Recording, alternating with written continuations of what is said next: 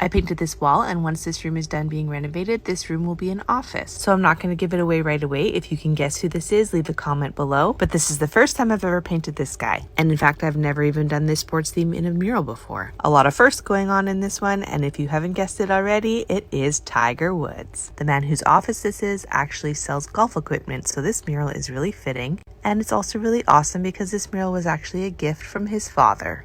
And it was a surprise. The focus of this mural is obviously Tiger Woods, so the background isn't super important. They obviously wanted it to look like a golf course, but they wanted it kind of blurry so you couldn't tell which one. So I created a soft kind of blurry background using a bokeh effect and a lot of sponge work. Doing this type of background for sure highlights the main character in the mural, so that really works for this one. And I don't usually get to do this kind of background because I usually have so many characters going into my murals and so much going on, so it's kind of fun to just relax and only do one. And here it is all done.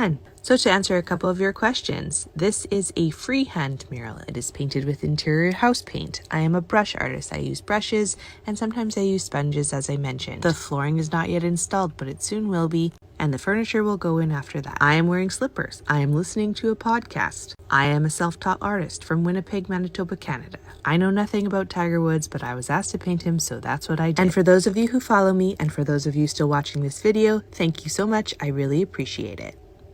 Hello, I am a full-time mural artist, and here's what I did today. I arrived at my client's house at 11 a.m. this morning. I like to start late because I get to spend the morning with my family.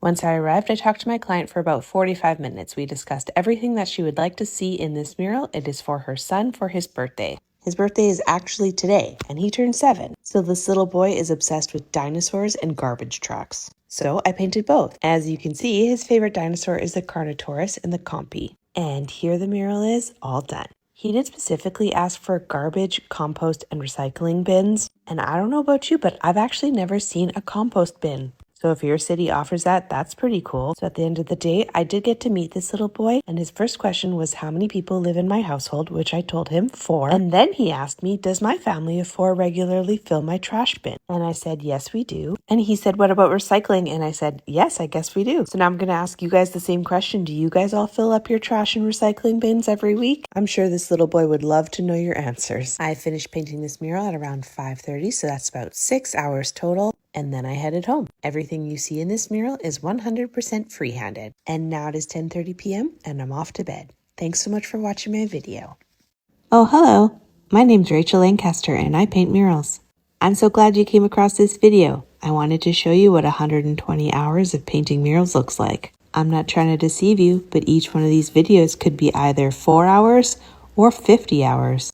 You'll never know which one is which, because I paint with the same amount of love and quality no matter if it's a small mural or a big mural. I remember when I used to work a regular job, I worked around 40 hours a week, and I'm not very good at math, but I think 120 hours is equivalent to around 3 weeks of work. So I guess this is what 3 weeks at my job looks like. Although, to be fair, I don't paint for 8 hours a day. I have found in my years of practice that I am able to paint between 4 and 6 hours a day with good quality and good speed. Anything less than 4 and I feel like I have not done enough. Anything more than 6 and my work becomes a little bit sloppy for my liking, and then I end up having to redo some of the work the next day.